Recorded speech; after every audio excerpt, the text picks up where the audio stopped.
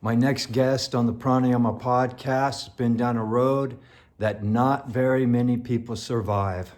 She comes from a highly thriving environment to not a very good place for a long time, all the way back to a high vibrational frequency environment, thriving like nothing else before. And she's done the work. She's been through the fire several times. She's here to tell the tale. I'm grateful that she allowed me to interview her. I hope she comes back. Don't be fooled by that bright, beautiful smile, nor that sexy, smooth voice. This girl is strong. So let's spend some quality time and take a deep dive with Heather Hollander. Okay. Well, Yeah. I want to hear what you'd like to talk about. So, what is it that was the burning inquiry that made you think that I could be honored with the second podcast? You know, first of all, because I know that you have such an extensive background. You have a lot of different stories that you've been through the fire. Yeah. And I appreciate that more than anything. I don't care how rich people are, of course, or how smart they are, academically educated. If they haven't been through the fire, to me, it's like, whatever. Move on down the line, man. You don't know. You don't know. When all that you think you have isn't put to the test, Right. then what is it? There's no tensile strength to the steel. Steel has been burnt in a hot fire and then cooled down many times before it becomes hardened. And I know you have. I know you have, because I was there back in the Anusara day, and I know from what you've told me the commitment you had. And I know the road hasn't been easy. Yeah. Is there someone here? Thank you. Someone is back there. Rose? Oh. So, Hi.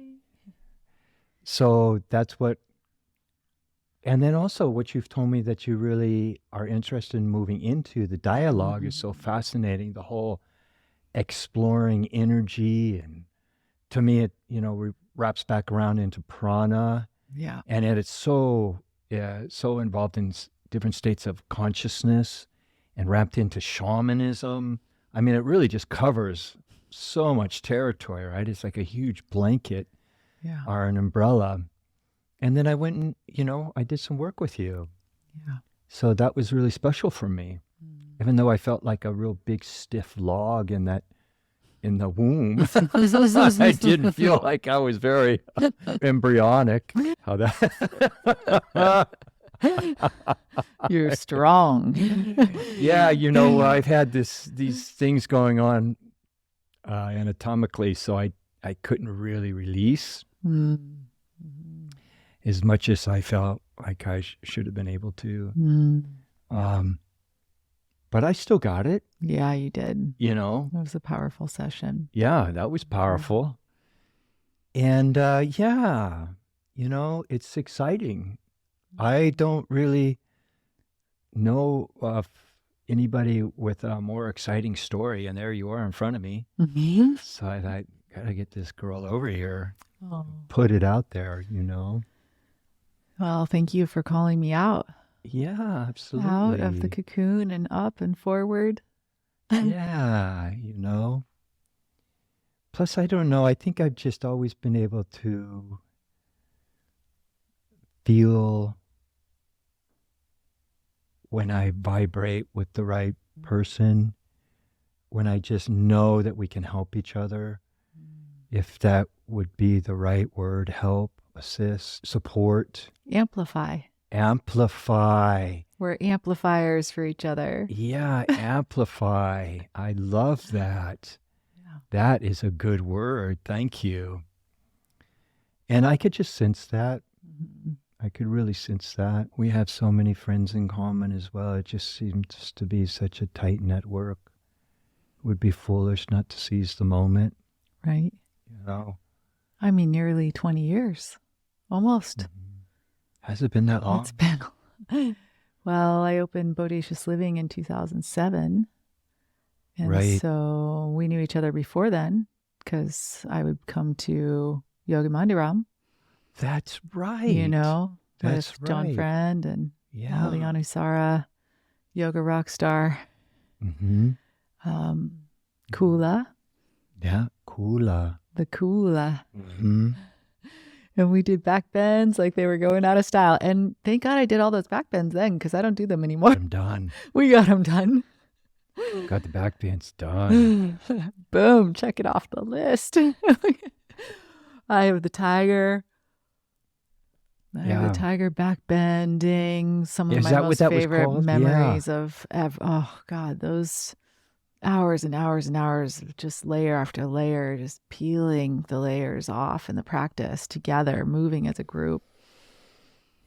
Yeah. Those are unforgettable. Yeah.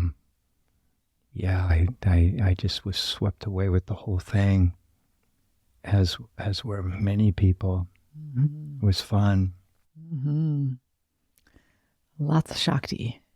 Lots of Shakti. I remember going to your shala one night. There was some sort of chanting going on. Mm-hmm. I can't remember who was there, but I remember going there. Probably Wa or one of her friends. It might have been Wa. Yeah. You know, that was there, I think. I'm sure it was that.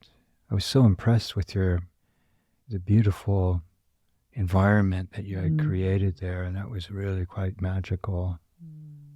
Thank you. Location right there on the corner. Mm-hmm. Mm-hmm. Yep. Carlsbad Village Fair Shopping Center, right across from the beach, and open air shopping center by the fountain. Yeah, that was so magical.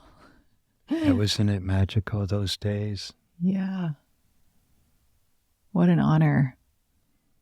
Oh gosh, it was just so it was almost apexical for the whole yoga and Encinitas. You know, it really brought everything to this just high vibrational space, really. Mm-hmm.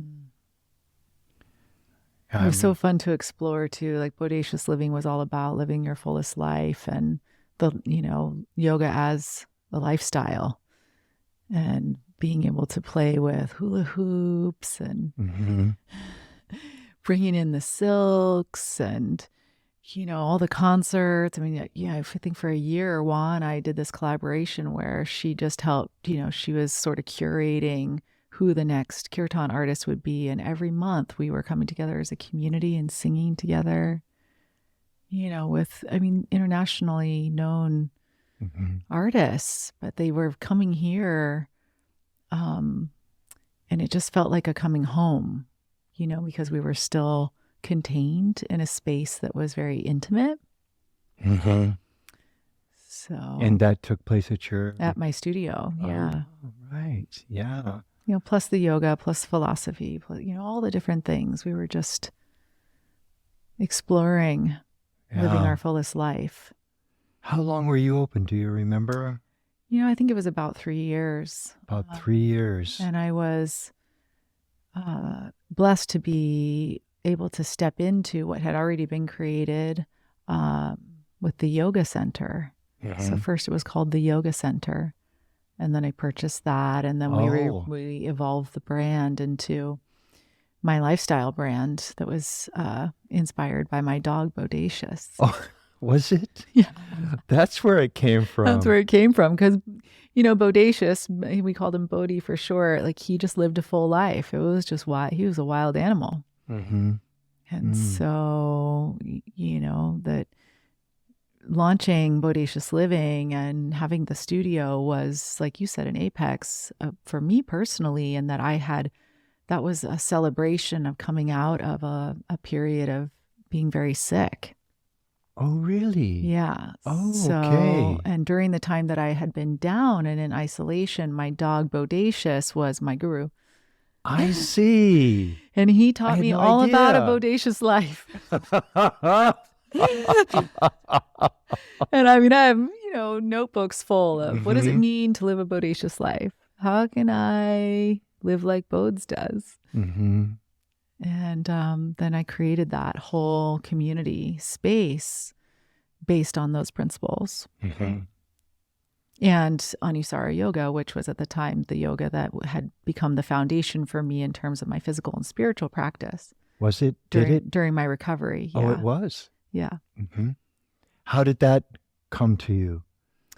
Well, that came because I had been introduced to Siddha Yoga.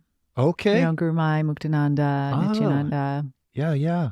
And I was introduced to Siddha Yoga by my 5-element acupuncturist, who I was seeing for severe chronic pain. At that point in time, I had been what they call hypersomnolent, meaning I was sleeping 19 to 21 hours a day.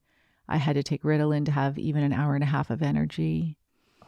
And so I was searching, and I happened to open a magazine. I was living out in San Elijo Hills outside of Sacramento. And I saw Dr. Jeffrey Kaufman's advertisement in some magazine, probably some yoga magazine. Mm-hmm. And I went to him, and he taught me how to meditate in his office. He gave me the Maha Mantra, Om Namah Shivaya. Really? Right in his office. Right there. And he really, ceremonialized it. He Uh-huh. gave me a transmission. Really? Which actually became a Shakti pod. And, the only person I saw was my husband, who was usually at work most of the time. Mm-hmm. Other than that, it was me and Bodhi. And so Dr. Kaufman gave me all of the sort of tapes to listen to, Darshan magazines. And so he said, even when you are, in this sort of twilight sleep, because when you're sleeping that much, you're sort of just in another zone. He's like, but you can't really watch TV, because I wasn't opening my eyes that much, because I had so much pain in my eyes. I was so sensitive to light. It would hurt to watch TV. So I started playing the chants and listening to the Darshan teachings. And then every time I would see him in his office, then we would be working with Om Namah Shivaya, and then he was doing the 5-element acupuncture. And I had a pretty radical Kundalini awakening that was very scary, actually. Yeah, I could only imagine. Yeah. I could only imagine. Because my nervous system wasn't prepared. I had had a lot of complex trauma in my childhood. And really? I had been my philosophy was always like, hey, it's in the past. It just doesn't affect me now. Right. Yeah. No. Okay. I come from a long line of survivors. Yeah. You put on a bigger smile, you put on a better outfit, and you just get out there. Yeah. Oh. So that's how I had been living my life until I got sick. And then that, created this experience that then led to the opportunity to receive this ancient blessing. Mm-hmm. But I didn't know what it was. And unfortunately, it just moved through my system like a wildfire and created an issue, And so that's what led me to know I needed to study, because Dr. Kaufman basically said your body can't hold the energy that we're trying to bring in for you to get well. And so so from there, then I reached out to the Siddha Yoga ashram in Oakland. And then when I went to the Siddha Yoga ashram in Oakland, I met the people who were opening the very first Anusara yoga studio, Yoga Kula, up in Berkeley. There you go. And I met them a couple months before they were opening the studio, and we were friends because we were doing a lot of seva together. Mm-hmm. And so then it became this plan of like, okay, that's the next best step, is that I'll volunteer in helping to open the new studio. It will bring me up to the ashram. And so that's what I did for a couple of years. And so that's how I met John Friend, and that's how I, Anusara Yoga became a foundational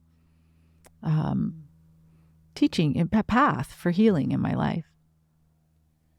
See, I had no idea you had that background. This is all completely new to me. And you know me so well. Oh, well. I think you're far deeper than what I know. Far deeper. Yeah, I'm just looking at the tip of the iceberg, I think, really, Yeah. What I remember happening... this is all I remember happening, completely different than all that. I heard this incredible yogini was opening a studio up in Carlsbad. And, for that to happen was a big thing back in those days. I was living in my studio. I lived in my studios, in the back of my studios for over 10 years. And so I thought, I'm calling them up. And I'm gonna congratulate them on opening the studio and see who they are. This is exciting. I was ecstatic. That's how. And I remember calling you. I remember that day, and I remember you answering, and you going, "That's so nice of you to call, Dennis. You're the only one." You were the only one. You're the only one that called to congratulate us for opening. I thought, wow, right away, isn't that ridiculous?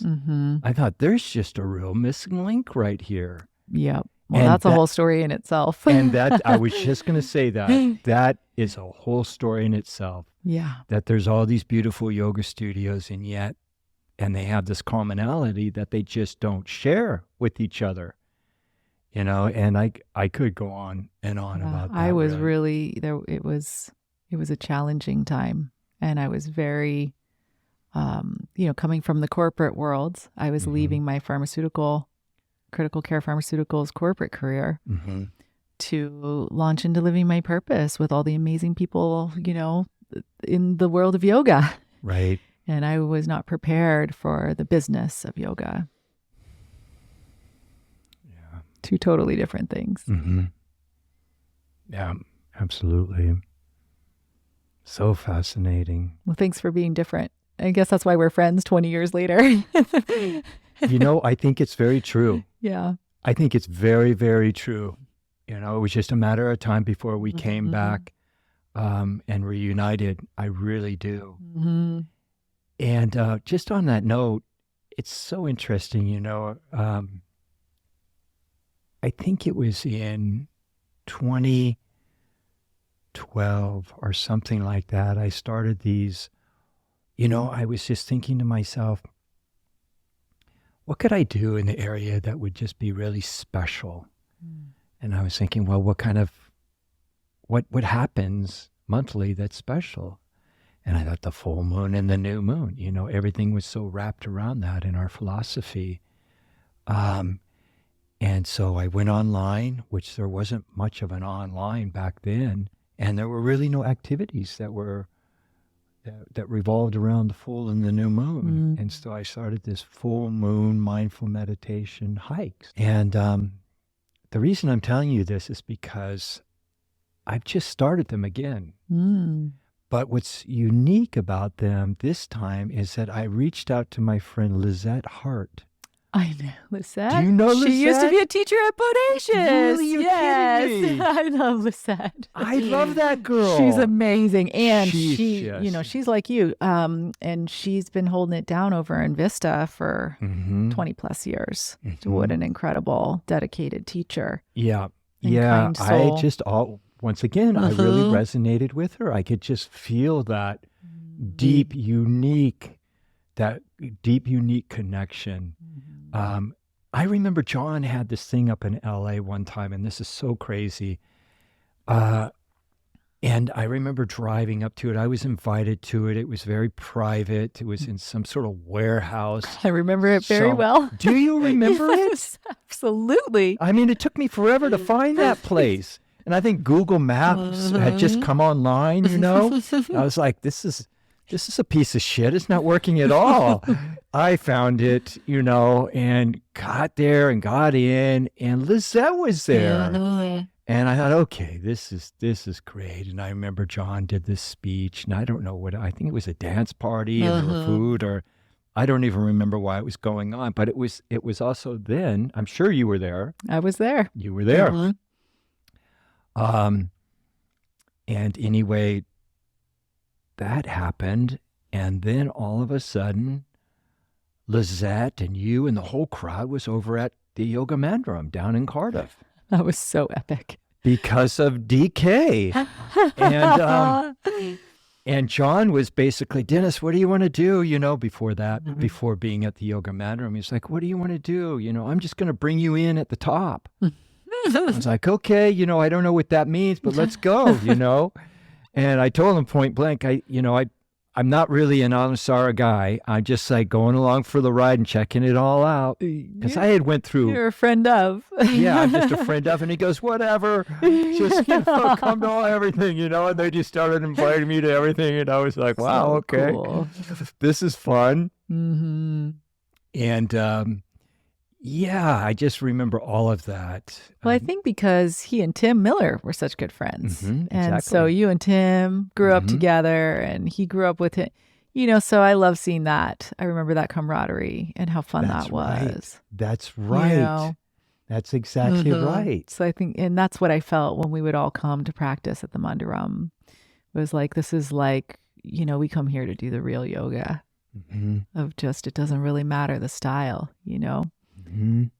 we're diving in and we're swimming together. That's right. That's right.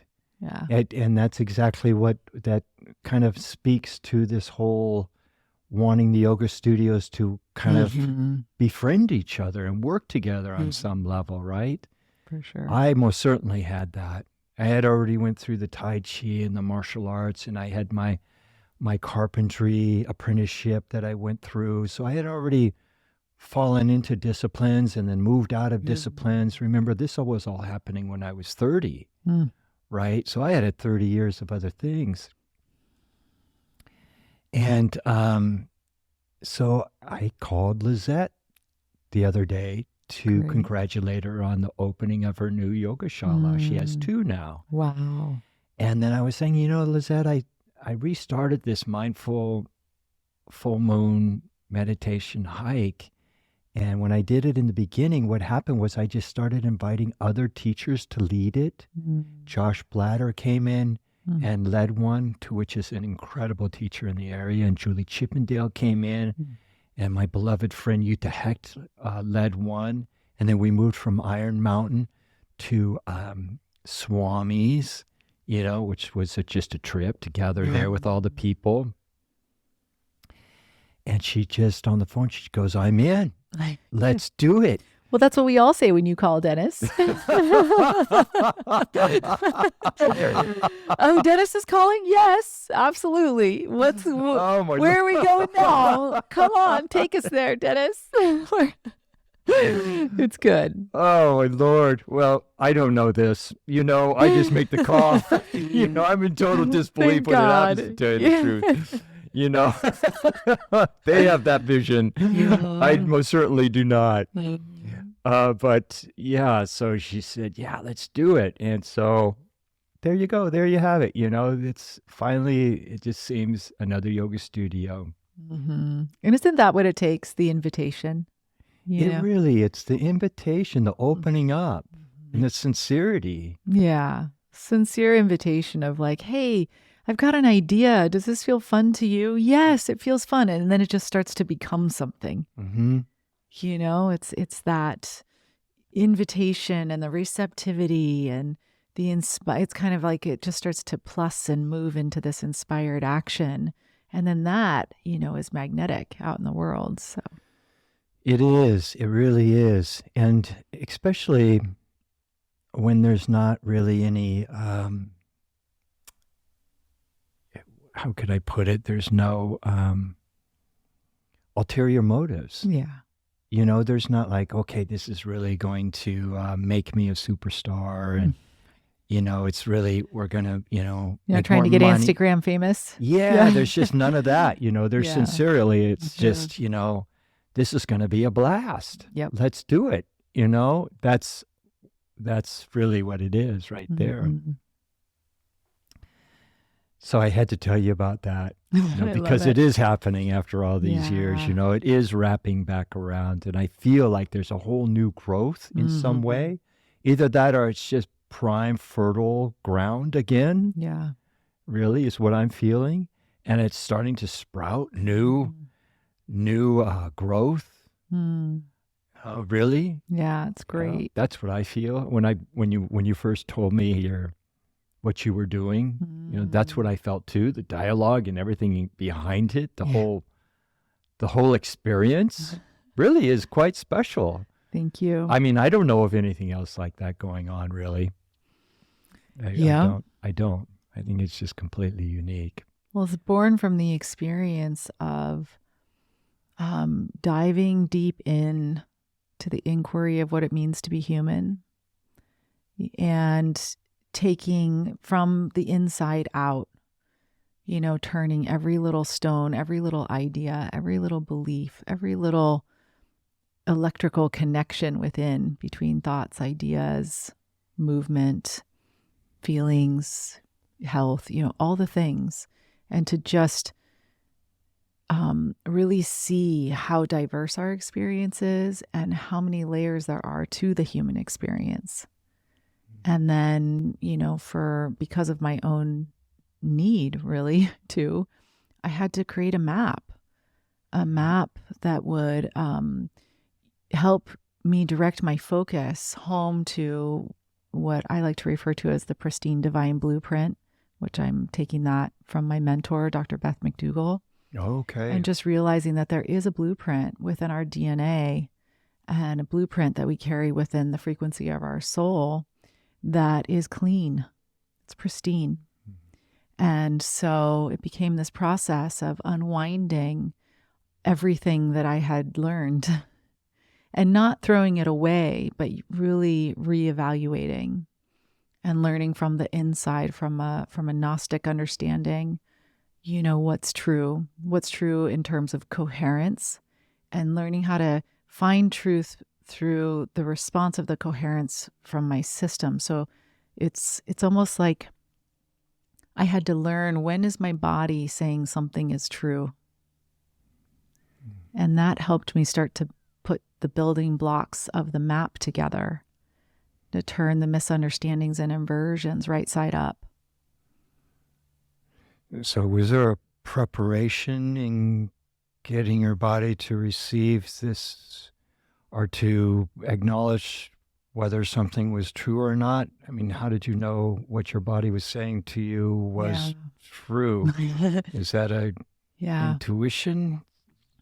I guess you could call it intuition. And it's been, many, many, many more than 20 years of practice and seeking and, personal development. And then it came down to, my health going through a relapse and actually becoming the worst it had ever been. So it was like everything just burning down, because all the ideas, everything that had held me up or that I had brought me back from being sick the first time, it all was like scaffolding that burned to the ground.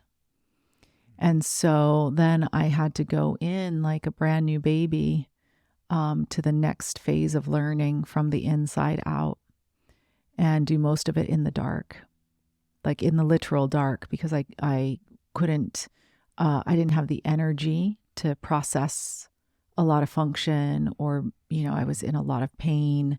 I had a lot of inflammation in my brain and my nervous system.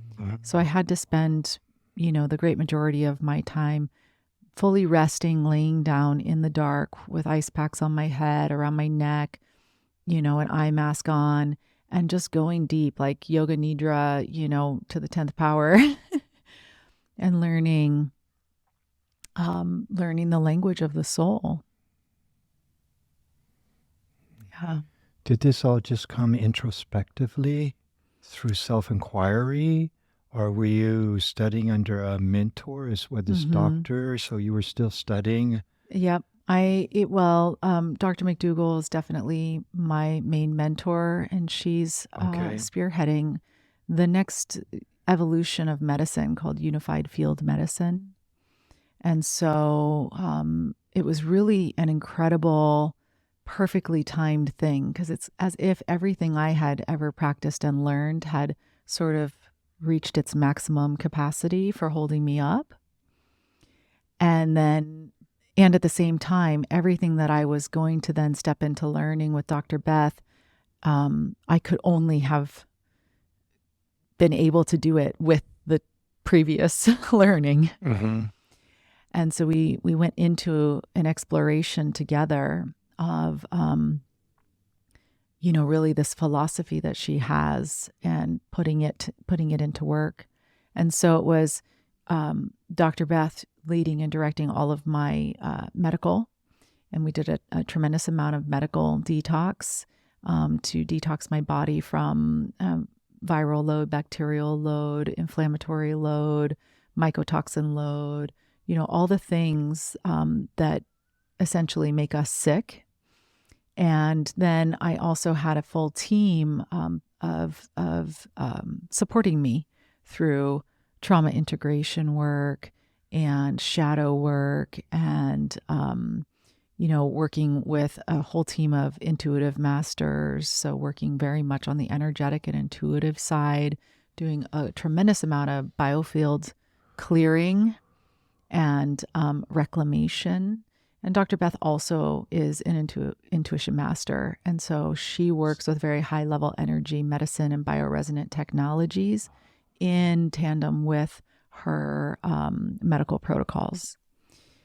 And so we also brought in actual technology, bioresonant technologies. And when I say bioresonant, I mean technology that is a match. It's a healthy match. It works with the human body. It helps the human body be in higher, more coherent state of communication, like the cells to communicate better with themselves, things like that. And so I was introduced to this whole suite of technologies and protocols and instruments, and as well as then I did some training at the Academy of Intuition Medicine with some people who have really been like just blazing the trail with the power of intuition as medicine and actually documenting scientifically through their relationship with the Institute of Noetic Sciences. Mm-hmm. And so I started to learn practices and tools from them. And it's just, I did so much detox, detox beyond, I called it the Radiant Health Olympics. It went on for almost about 6 years. Lord. And one of the core pillars in that was brain training. Brain training. So working with neurotherapies that are inclusive of neurofield magnet therapy, neurofeedback, but very specific protocols, a lot of alpha theta training. So training my brain to live in an alpha theta state. We had to go through a whole process that took almost a year of unwinding a frozen amygdala to unwind, the freeze that was literally stuck in my brain from complex childhood traumas, which, everything's a cascade of events. So people say, well, what happened? What was the one thing that got you better? What was the one thing that made you sick? And it's like, well, that's not. Cascade is a wonderful word. It's all about load and cascade. Mm-hmm. The body is a miraculous, complex system. It's a matrix. Mm-hmm. It's an information matrix. Mm-hmm. And an electromagnetic fountain of information. So, thankfully, I had all of the yoga training. Mm-hmm. I also had, in one of my lives as a filmmaker, worked very closely with some of the world's most adept superhumans, who I had learned from Tibetan Rinpoches, Tibetan Buddhist lamas, people who were working with the electrical system and knowing how to, charge their body in such a way they could light things on fire with their hands. I lived in a world with these people where they were my main points of contact for, over a year of time. And in the inquiry around, do we have the capacity to be superhuman, for many years of my life prior to this experience with Dr. Beth. And I had also, one of my dear friends is Nassim Haramein. And so I'd also already been working with the contemporary quantum physics and the understanding that we live in a connected universe and how laws of entrainment work and entanglement work. And so it was kind of like all these things that I was doing all along, I had no idea were all part of the curriculum. Mm-hmm. And then it was go time. My brain melted down. My nervous system melted down. There was a cascade of destruction happening in my body, my entire hormone system, my gut, everything was just, and I spent years non-functional. And the only function I had was getting myself to the next doctor's appointment, to the next practitioner. I worked, in these cycles of killing and detoxing and retraining very intensively, pretty much nonstop for 6 years.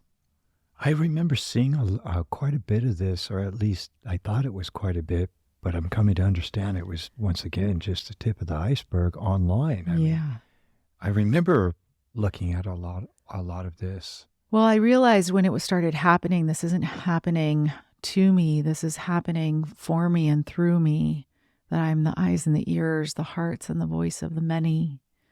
And that I, had been given a platform, even though it wasn't huge. I'm not like this major social media influencer. However, I did have, a voice, and I felt comfortable sharing. And you're a wonderful speaker. Thank you. Yeah, so articulate. It just so felt like deep and people need meaningful. to understand that this is happening, and it's happening on a mass scale. And, there's so much kind of misunderstanding happening. So I just was like, wow, I just knew this is the hardest thing I ever have to do, but I have to stand at a bonfire of my own shame and show what it looks like to melt all the way down, which was really hard, and I also had to ask for help on a public level, right, which was phenomenal. Right, I could only imagine. And the whole time I was going through it, I just kept hearing, "This is your initiation. This is the initiation," and it was like at every moment, it was like, "Well, what are my options?" Lean into the initiation or kill myself. Lean into the initiation or find a way to off this body that costs more money than I have any access to, because it has been costing me money for 20 years because I had this mysterious illness I mentioned to you that started in my 20s. So I was biohacking before anyone talked about it. My life since I was in my late 20s was at least one day a week in the integrative medicine office, getting IVs and shots and everything to keep enough energy to function. I just kept it under wraps. Right. I didn't want anyone to know. We didn't know what it was either. I thought it was Lyme disease or something like that. I found out. I remember that little sliver of information. So that's what came in. Once, when I was, what ended up happening was I had this, like I think I mentioned a scaffolding. I had this scaffolding of this way that I was able to hold up the game, and I just was excited to not be stuck in bed, because I did spend almost 3 years completely in bed in my 20s. And so in your 20s, in my late 20s, how difficult is a year that? after I got married, my career was just taking off. We had just bought our first house. All of a sudden I'm in the ICU. My brain's melting down. I leave that place 10 days later in a wheelchair, and I'm told you're going to be on pain meds and disabled for the rest of your life. And you're just lucky you still have legs. I'm 20. I was 27. I was like, wait, what? Who do you think you're talking to? I'm not going to accept that. But then I tried to stand up on my own, and I was so weak I could barely stand up. And it was like, oh, yeah, no, I couldn't even walk a half a block, like for real. Sometimes I say to my ex-husband, would you please just go on a podcast with me to corroborate my story? Because people can't believe it when they see me, but you were there. But he's a very private person. Oh, come on. He's like, maybe one day, maybe one day. I know. Let's do it. You might be able to get Kevin to come in here I'll call to tell you how bad it was. I'll call him right after this. It was for real. It was for real. I would just walk not even half a block and just literally collapse and sit on the curb and just cry and cry and cry and cry and cry. We don't realize how much energy it takes for the physical body to function. So I was like, hey, I'm going to figure out how to function. I don't care how much it costs me. So I did that for most of my adult life.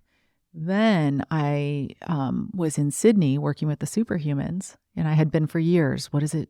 Can we be superhuman? And now you kind of know, why am I so fascinated with human potential and how we can do with the impossible? And it's all because of this whole thing that happened in my 20s. And so there I was in That's wild. there I was in another wild. country. It took us 5 years to raise the money for the film. And it was like this huge, huge, huge thing. And I'm finally there. We're finally doing it. And all of a sudden I melt down. I mean, total collapse. Just, it looked like, I felt like my face was melting from the inside out. I could barely hold it together. I couldn't, I'm in the production office, even just trying to do simple things. And I was like mixing words up and I was just terrified. And one of the executive directors, got me in with his doctor immediately, which ended up being the best thing ever because now I had a new doctor. Because sometimes the same person's looking at you through the same lens and it's right, like, well, of course. We've tried everything. We don't really, we're just. Right. If they're honest, of course. And so I went to this new doctor and she looked at me and she said, oh my God, you have neurological Lyme disease and mold illness and it's eating your brain. And if you don't stop immediately, I'm not going to be able to get you out of bed. You have maybe a year and a half. And I looked at her and I said, I spent hundreds of thousands of dollars on testing, and I've been working with one of the best integrative doctors in the world for 20 years, and he's never told me this. And so I'm, number one, having a hard time believing you, but number two, you must think I'm crazy if you think I'm going to stop working. It took me 5 years to get the funding for this film. There is no way in God's green earth that I'm even going to consider stop working. And I've beat this before and I'll just beat it again. And and she's like, well, what are you working on? I said, well, I'm working on the Superhuman Project. She said, but I don't think you understand. You're the superhuman. Right. And I was like, she said, this is you. This is it. This is you. And I was like, what? And of course I was late, had my coffee, all the things. I was like, right. Into the production office for the next, 20-hour day. I get it. You are the superhuman. You are the superhuman. Mm-hmm. You're not, you are the Superhuman Project. And this happening right now is the initiation. It's the movie. It's the movie. Who's this new doctor? Well, her name was Dr. Kylie Seaton. She's in Sydney, Australia. Right. Okay. So I don't have contact with her anymore, but she was my doctor while I was there. And she got the blood test to, corroborate all the things that she had told me. Then I had to wrap up my role in the project early, get back over here. And she was right. I lasted about 1 more year. I came back to my doctor here, put together all the scaffolding that had worked in the past. And I tried to outrun it. I tried to outmuscle it. Mm-hmm. And I think that's a very important lesson, because try harder is not always. Mm-hmm. Right. Mm-hmm. And as I tried just getting in your own way. I tried harder and I tried harder and I worked harder and I worked hard. And, I worked more and and I just wanted to make more money, to be able to have more money for my, I was just doing the thing and then the wheels came off and it was really, really, really ugly. And when did that happen? That happened Heather? in the fall of 2017. And then I finally had to go public. Then I privately, in a little small inner circle, was reaching out to people for help. And then I got up to Santa Barbara and started doing 5 days a week intensive brain training to get the neuroinflammation down, to try to get my system out of fight flight, to try and figure out what the heck, Mm-hmm. like what. At that point, it was just very scary. I was losing cognitive function really fast and forgetting things, forgetting where I was. It was really scary. Mm-hmm. And I remember Marty Wutke at the Wutke Institute, and he's one of the leaders in that field. He was like, I'm going to work with you as hard as I can for about 3 months, but if we can't move the needle on this, then I'm taking you down to UCLA. I think you may be going into full Alzheimer's. Early Alzheimer's. Oh my Lord. Which that just blew your mind. My dad's parents had. I lived through that as a young child. I see. I'd already experienced. What a shock that must have been. I was so scared. But these were kind of the little milestones of life saying, are you serious? What are you going to choose? Mm-hmm. When are you going to get it? That your brain health is everything. Right. And it's confusing because there's so much information out there available in the world right now. that's pinging us all over the place. But I had a very intimate experience with the brain, and that led me into this incredible embodied Gnostic inner knowing of the nature of reality and the role our brain health plays in that, in our connection to that. Mm. So it's a big story, Dennis. Yeah, it's a huge story. I can see. There were a lot of those moments of just me and the practitioner, just me and Dr. Beth, like, oh boy. Right. I mean, I can't tell you the number of times Dr. Beth and I sat in her office together and we were just like, oh crap, that didn't work. Now what? And we would literally together reach into the field of infinite intelligence and work in the quantum field together, being able to see each other in the unseen world. Through telepathic meditations? Telepathic and inner vision. That's how connected we are. And it was life or death. So it was like, okay, let's do this. It's like real virtual reality. Mm-hmm. You know? But because of how much we were clearing me out and then tuning my brain, what ended up happening was all of my my super sensory gifts came all completely online. And then I was in all these years only with my practitioners. So anything or anyone unhealthy in any way removed from my life. Mm-hmm. You know, it was like being taken to like a makes sense. Monastery. Mm-hmm. It's like, okay. Absolutely. And so it's been a profound gift. And it's also radical to now then be like, okay, you're good. Go back to the world now. Mm-hmm. Right. And where are you now with all of this? I mean, that's... Well, yeah. Now I'm in this incredible, beautiful opportunity of how do I offer this that has been gifted to me? The information. Mm-hmm. And how do I figure out how to, because I mean, in the 3D reality and in this world and society, it's like you better have your stuff packaged up and, sellable and all these things. And it's like, whoa, it's a completely different reality than I've been living in. Mm-hmm. And so now I'm exercising my presence in sort of the normal worlds, while also staying connected to the information and then learning how to develop it and deliver it and how to create a path for those, who feel the resonance for this information, because remember, my intention was from the very beginning, I'm here to serve as the eyes, the ears, and the heart of the many.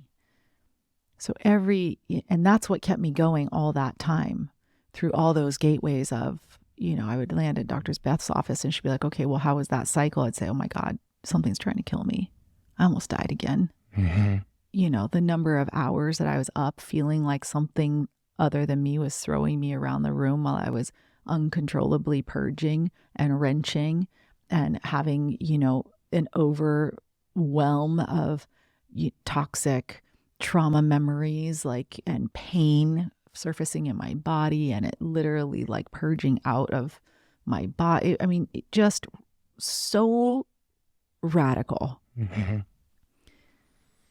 It's hard to believe that I'm here sitting with you now. Yeah. Yeah. So that was for a reason. And in those moments where I felt like I couldn't do it anymore, it was just, but I am serving for the eyes, the ears, and the heart of the many. Show me the way, light the path for me, show me what I need to bring back for humanity, show me why we need these things, show me, and that I would just cry and pray. And then once I was strong again, journal. Mm-hmm. Did you journal a lot? I journaled a lot. There you go. Mm-hmm. So That's I have all of the kind of the maps, I call them directives. And so now I'm like, okay. And then when the regular world wants to, or kind of comes in and makes me feel like it's not important or no one wants it or, it's too out there, or, it's like I just have to go back to like, well, no, this isn't just some little idea. Mm-hmm. This is something that I went through the inner fire of transformation for, not a little. Yeah. Again and again and again, a lot, way beyond my capacity, and then again beyond my capacity again. So it's so well needed. The story it just is so is, well needed right just now. is what it is. I have to do this work. I'm a messenger, essentially. Right. And do you feel that this work that you're doing now, that you're offering to people, is the pinnacle, or is it just another step towards a greater work or a greater offering? Do you know what I mean? Or do you think it's a door that's open that's going to lead to more doors, as we know it would? But is what you're doing now kind of the nucleus? Or do you think it's a stepping stone, or neither? You're just not even going that far. You're just being with what it is right now. How do you feel about what you're offering right now? I feel like I'm on a path, and the path is continuing to reveal to me, and that I am just as dedicated and devoted to my practices and the way that I walk that path as I have been this entire time. I continue to do what I've done every step of the way that got me this far. And so I call it the path of miracles. And it has to do with an appropriate resonance and attunement, and working from the inside out. And so, the quote unquote work I'm doing in the world that I'm honored to steward in the world is simply me being unwavering on this path, turning around and extending my hand and saying, here's a path.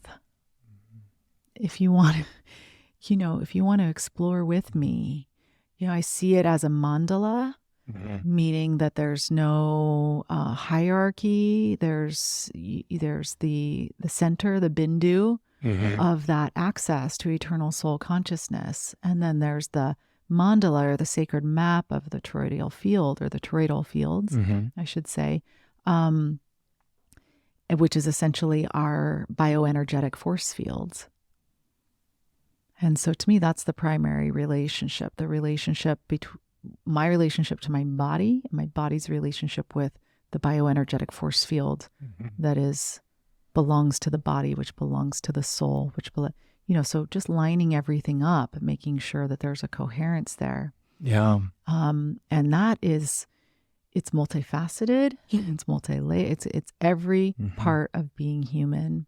And so I've decided that I'm launching the Human Experience Institute.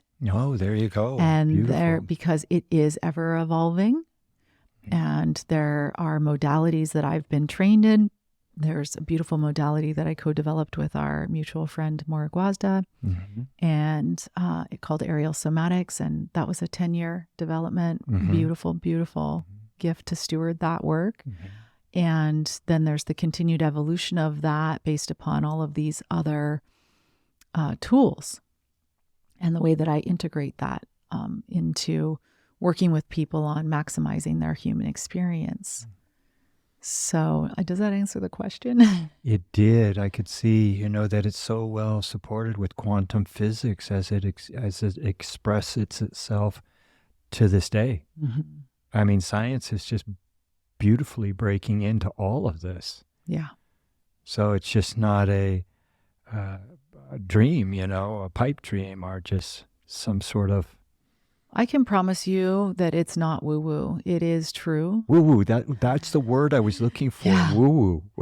and so it's funny to kind of be like, okay, now I'm back in this dimension with all these people who have all these ideas, and... But it's the real deal. Oh, there's nothing more real. I mean, because I used it as a scientific path. I am the scientific proof.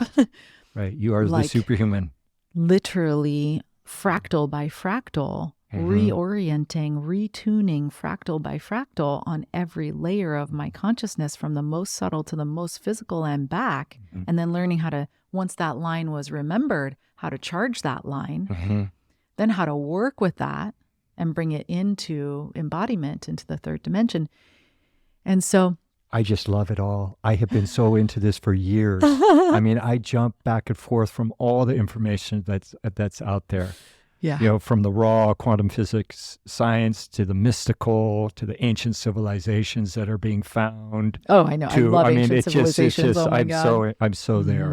I'm so there with you. Yeah. And it's so cool because, all the time that I was blessed to be able to, I was blessed enough to have all my ability to do taken away from me. Therefore, all I could do was learn how to be in relationship with the infinite field of intelligence and learn the language of the unseen world. And then as you learn that language and the energetic signatures of reality, then you can see. You can see with your eyes open or closed. You can see through your skin. You can see through all of this. Your body's constantly giving you signals of the energetic signatures. Right. It's phenomenal. Right. So yeah, absolutely. So that's what happened, and I just love this opportunity to talk about it so straight up. Oh, and good. Because as I'm starting to put myself out there in the world, it's like, okay, I'm up against the resistance of the people who don't want the woo-woo. They don't want the metaphysics. They don't want to talk about words like resonance. And I'm like, well, I kind of get it, but do you understand the miracle that happened? Do you understand that this information is maybe so not proven? Ever. There are always going to be those people out there. I had the opportunity to test this, life or death. I tested all the things that I've been taught and all the different spiritual traditions and personal development ideas and all the create your own reality ideas. I've tested all of it. And so what I'm sharing now, which I'm referring to as the radiance work, is, just the simplified basic building blocks. Because each individual's radiance mandala, sacred map, or pristine divine blueprint, yantras, map of reality, whatever it is that you want to call it, it's going to be unique. It's like a thumbprint. So there's building blocks into understanding how to create the structure for the relationship with it. Then the relationship is your own. Does that make sense? Oh, absolutely. No, it makes great sense to me. And what I found is that, it's a medically assisted process. And I think of it as medically assisted embodied ascension, which I think is what's happening on the planet today, that we're being given that opportunity to step into our superhuman capacity. And it's going to happen through the attunement and the optimization of the body vehicle. And especially the brain, the antenna. You can see it out there now. Yeah. There's little fissures of it out there in certain environments. Yeah. Well, and it's always been there through the yogis. Right. This is the science of yoga. Well, we just have to do our own thing, right? Bring it around in our own way. Yeah. How exciting. Thank you. Yeah, how exciting. I'm really ready to have that roadmap, that thing that's going to be able to really speak to those who are ready. And I also understand that, it's not for everyone. And that's okay. Not right now. Yeah. Eventually it's going to have to be for everyone. Well, that's what that's what I got trained into. It felt to me like I was thrown down a timeline into the future of, when a human body reaches the maximum load, biotoxic load, environmental load, it breaks down. And it's a pretty simple algorithm. And so, there was a point at which I just didn't care anymore about what the load was. It was breaking it down to the really simple, important piece of information that I was being given, which was, we're coming into a new reality. And the body is a processor of all of this information. And if the body does not have the capacity and is not trained and is not driven in a specific way in order to keep it clear of the load, it will break down. And we're seeing it on a mass scale with illness everywhere. Mm-hmm. And it's like, oh, why are people getting cancer? Why is everyone getting Lyme? Why is it? And it's kind of like, well, because the body is overloaded. Mm-hmm. And because we're living in a dissonant, destructive, the electromagnetics of our reality are dissonant. They're in conflict with the electromagnetics of the human force field. Mm. So we have to learn how to detox the body and keep it clear. Mm-hmm. And then we also have to learn how to step into our power around creating coherent electromagnetic environments, because we're walking around thinking, well, if you don't see it, it doesn't exist. Well, guess what? It does. And those electromagnetics. So many of us are over that. Yeah. The electromagnetics are crushing the human body. You're just not going to receive the information unless you're at a certain vibrational frequency. Right. You have to obtain that frequency. Mm-hmm. Otherwise, the information's just not going to come in.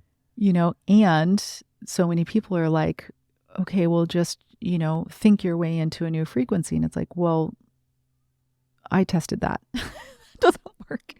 When your brain's melting down and your body has biotoxic overload, you cannot think your way into a new frequency. Yeah, I just read all this great information about just that. Yeah, absolutely. It's about working with the body. You have to work with the body. The body is the instrument. The brain is the antenna. Mm-hmm. So the health of the brain governs the thoughts. And so that was a huge, huge, huge aha moment. Mm. Then when your brain is optimized and healthy and clear, then it's a powerful attuned tool where you can program the thoughts and then have a direct imprint on reality outside of you. But if you're trying to broadcast through a fuzzy antenna. Right, of course.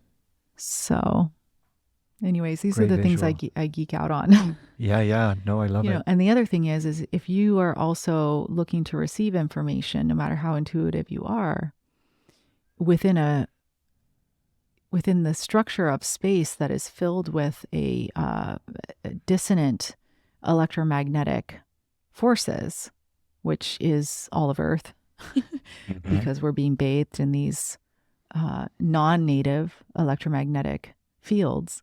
We are. And that's really confusing the cells and the calcium uptake within the cells. It's confusing the nervous system. Mm-hmm. And so it's essentially scrambling the processing center for the information. Mm-hmm. And so in order to reclaim my brain and my nervous system, I had to start living within a scalar field. I had to take control. Right. You created that in your living environment. I had to create it in my living environment. Right. I still live that way. It's in my healing space. It's what I recommend for my clients. And so I take control and I structure the space that I live in, even the unseen aspects of the space. Yeah. And this is the power that we have, as evolving humans. Yeah, this is where we have to take it, really, to create these unique environments within our living quarters. Yeah. Yeah. And even just the detox stuff, it's like there's amazing detox clinics out there and all of that's amazing. Right, yeah. What I saw is that you got to bring it in home because it needs to happen every day. Mm-hmm. It's like brushing your teeth. Yeah. There's so much load. I was having a great conversation with Dr. Nick over at a Neurohacker the other day, and he said that he's really into plastics and how affected the human body is by plastics right now. And he's saying that, we're essentially ingesting like a credit card's size of plastic every week. Every week? Through fish, through food, it's everywhere. It's just absolutely everywhere. We live the biotoxic fumes load from the cars. Yeah. And here's the disconnect is that we think that the invisible space is empty. And this is where then you go back to quantum physics and contemporary quantum physics and you realize, no, that space is not empty. Right. Yeah. It's not void of anything. And what's amazing is that it's intelligent. And so it responds to our command And that's not woo-woo. Here we are back to the telomeres and the DNA, changing our DNA. Yeah. So this is really cool. You know, it's quite miraculous to be a human. It really is quite a miracle. I can't help but think about two things. One, all the new satellites that are starting to surround the Earth through SpaceX, and just, you know, they have, I don't know what the data is on it, thousands of new satellites going around the Earth to provide Wi-Fi and internet service to every little inch of the planet. I mean, that's going to have a great effect on us of some sort, I'm sure. Yeah, and those who are sensitive, like myself, we reached our biotoxic load max, and our brains and our nervous system started melting down. I wasn't in those clinics by myself, I'll tell you that much. Yeah. But most people are so overwhelmed by the reality of it, and the cost is so massive. Right. That it's just, you know, they can't even see through the storm. And it takes this like phenomenal laser focus. Takes a miracle. Takes a miracle. And it takes the know-how to navigate the quantum reality. To become the driver, to understand, okay, I'm flying, and I'm flying within the physical field. I'm also flying in this unseen, you know, it's all happening all at once. Right. Yes. And so if I'm not structuring the space, something else is, because it's not empty. And so, you know. These projects that you have mentioned just in the last hour, they're huge. I can't remember. There's 2 or 3 different projects that you're really working on all in tandem. I mean, how does that fit into your healing lifestyle? Those are big projects. You know, I know you embody it. It is who you are. And you're superhuman. You are the story. But wow. I mean, wow. That's well, the very Superhuman big. Project's complete. You know, it's out in the world now. It's a beautiful docuseries. And it's, you know, being spearheaded by Lee Holden. He's an amazing Qigong master. And so I believe it's superhumanexperience.io. You can look up Lee Holden and Superhuman. Right. And that's an educational docuseries. And so that's done. You know, I've been done with that for years. The Portal, which was another film project related to human potential and the effect of meditation on our reality. And also, really the crux of that story was, how do we take our greatest challenge and turn it into the greatest gift in the world, our work in the world? So that was the other project I was working on at the time I was going through all of this. So it was like, I can't very well not do that. Because again, my life is like the story. I have to do the thing that I'm saying we all have to do. I have to somehow walk this walk, you know? And so that's out. That's a beautiful film. It's called The Portal. And that's actually streaming for free. All right. And so you can look up, I believe it's called theportalexperience.com. You can look for the executive producer, Tom Cronin. He's a global meditation teacher, and we worked really closely on that project. And you'll find that film, The Portal.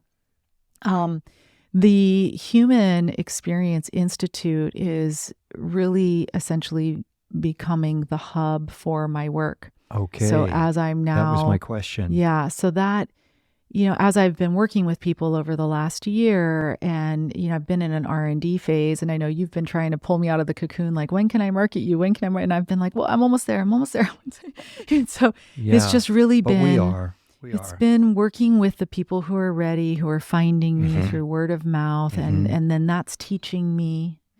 And so now I'm finally seeing, oh, it's an institute about the human experience. It's not only somatic work. It's not, you know, I co-developed this incredible innovative modality with Maura, Aerial Somatics. Yeah. It's beautiful. Yeah, it is Changes beautiful. the landscape of somatic work. And, you know, it's just such an honor to be gifted to steward that work with her. And we're both doing it in our own unique ways. And then, you know, so it's not just that.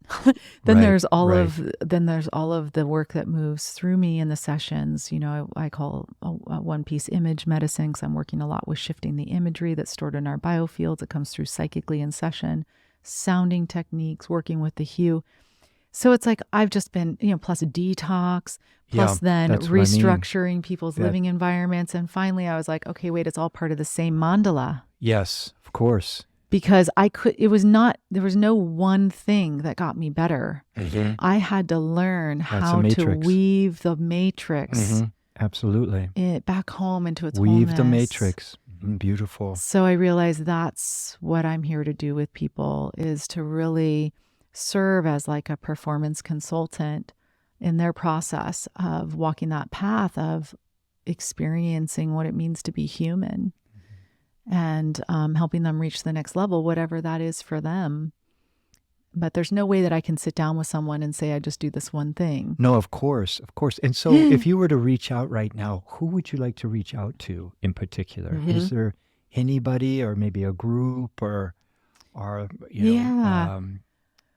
series of people or organizations, or, what comes to your mind when you people that you'd like to work with, that you feel that could step in, or you could step in with them, or there's just some sort of weaving, as we've just mentioned?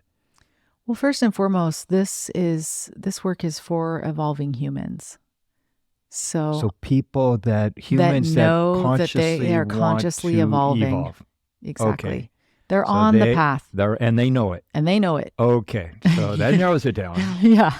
I mean, this isn't for everyone, okay? This is not for what they call... This is very good. This is excellent. Not for the faint of heart. This is not for everyone. I love that. I love it. I mean, narrowing it down. To evolving humans who are devoted, to evolving into their greatest potential in this life. They want to know, what does it mean to be human? So if you want to know what it means to be human and how to access the next level of your potential, then reach out to me. Okay. If you want to begin to understand how to remember all these aspects of yourself, home into your sacred, pristine, divine blueprint, and, increase your clarity, authority, and impact in the world, then reach out to me. Yeah. How would they reach out to you? Well, they would find me at heatherhollander.com or the humanexperienceinstitute.com. Excellent. Excellent, Heather. I am so excited. I am ecstatic. Me too. I really, really am. I mean, genuinely, it's just pretty amazing to be here with you. Thank you. No, thank you. What's really cool is that it's a miracle to be in a human body, and that we actually, we are essentially woo-woo to the core. You know what I'm saying? We are the woo-woo. We are the woo. We are the woo. It's the relationship between unseen and seen, between subconscious and conscious. Getting in the driver's seat and into a primary love relationship with that, that's the keys to the universe. And that's the key to understanding in this life what it means to be human, and how we access like the gifts that we've been given. I personally, that's why I'm here. I mean, I'm not here to like get sick, lose all my money, get divorced, like all the things that that happen to us. I'm not here to, get my poor, sweet little angelic body overloaded with biotoxins and then carried around like a trash can for the rest of my life. I'm just not interested. Yeah. And I think there's a lot of people out there who are starting to realize what they're not interested in that either. And so I'm a walking, living invitation, to open the magic door. Yeah, I've just spoken with quite a few neuroscientists that were originally atheists and agnostic, and they were speaking about how they started to begin their studies and their understanding of the human mind and the body on all the different levels, and they've all come to realize that it just isn't a mistake. It's just not by chance. Hell no. They've all just went, wait a minute, this is just too amazing. Yeah. Too amazing. It's too amazing is absolutely right. And I think the interesting piece is not only that it is a miracle to be a human walking here now, it's that the key to unlocking that is actually something I refer to as the art of dilation. The art of dilation. The art of dilation. Mm-hmm. So it's the dilation, it's the giving birth, right, to the coherence that we are. So this reality of all of this intensity, all of this dissonance, all of this destruction, it's, in my humble experience, it was revealed to me as an overlay. And that in my ability to push against it being taken away, I then was given this experience of all I can do is lay here and dilate. Dilate, dilate, dilate, dilate, dilate, open, open, open, open, open, volumetrically, dilate. You know, just like there's the dilation for a physical body, baby being born out of a physical body. The same is what I experienced in the birth of the soul into and through the human body, that landing of the force field of that coherent frequency that we are. All that other stuff's got to get out of the way. There's the purging and dilating. And then you land, grounded coherence resonator, harmonically creating your life. And I believe that that's our birthright. That's that pristine divine blueprint. And quantum physics is showing that it's small islands of coherence that are able to then entrain the dissonance into coherence. So the small islands become big islands because the space between the small islands of coherence clear up as everything entrains and the coherence finds and becomes bigger. And these are just simple laws of entrainment of frequency, which is ultimately what we are. And so I used those principles to get here now, and I'll spend the rest of my life like just inviting people to remember that this is our birthright. It's to land that coherent power into and through our bodies and to radiate it out into our lives. Well, I hope we got that down, because that was just amazing. I just on a what do you do to just let it all go? Let all this go and just like step aside? Or do you go swim in the freezing cold ocean, or do you go on a run? I know. Or it's been what do you do? It's been serious. Yeah, that's pretty deep. Yeah, it's pretty deep. Quite honestly, like that experience of that dilation and that reunion with coherence is so fulfilling. It is so orgasmic. It's so nutrient, So once you're there, it doesn't feel serious. Right. It feels...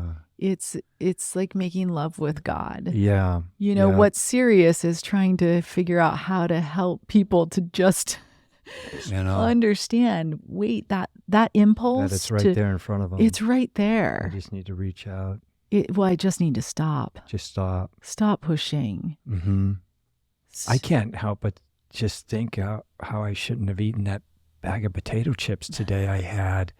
I mean, that's what's coming to my mind. I would say embrace the potato chips. I mean, just embrace the potato chips. Embrace the potato chips.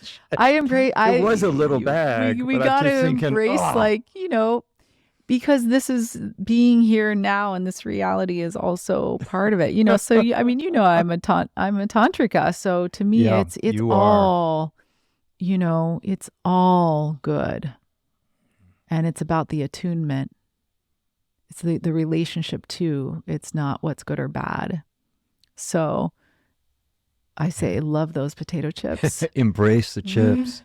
Because it's your inner experience of the potato chip that's affecting the coherence. Comes from a really deep inner childhood. Right? Yeah.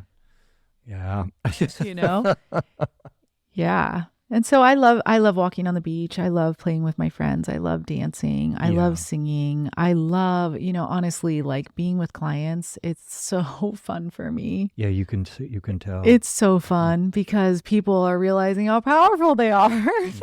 Very empowering for And they're them. taking steps, things start moving, ideas Reciprocal. start flowing, their purpose starts coming online. Creative. It's just incredible, It's beautiful. I love being with artistic community and fully expressed and playful and creating new projects and communities. And it's both all feet in good. the door. You have both feet in the door. Yeah. We certainly do. Thank you, Heather, for joining me Thank you. this afternoon. Thanks for your interest in my very I feel long like I'm weaving just warming story. up. I'll be calling you every day now. Like, Get over here. wait, what's this? No, tell me about that. I was listening. Explain this.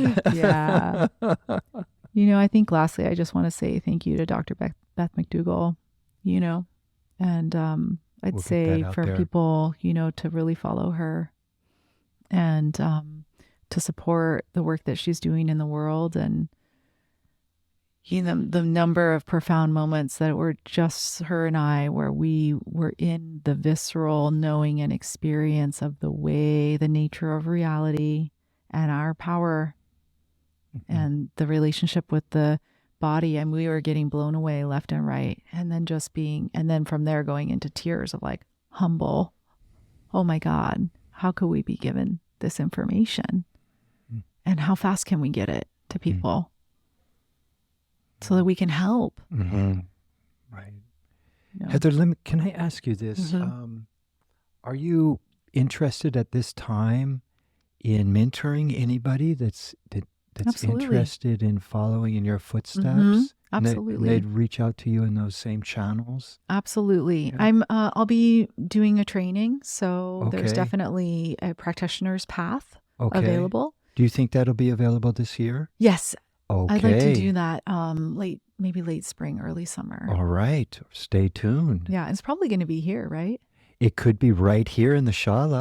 Right here. I think that would be so great. Let's just do it, Really? Dennis, Okay, let's please. do it. Come on. I have to put those beams up. I'm on it. You're I am on it. so on it. If we do it Yeah. here, that would be so much fun. Let's do it. I'd be so honored. I'm so on it. And me too, because I respond to invitations. And so, yeah. Thank you, Heather. Thanks, Dennis. Until we meet again. And it will be soon. Okay. Over and out.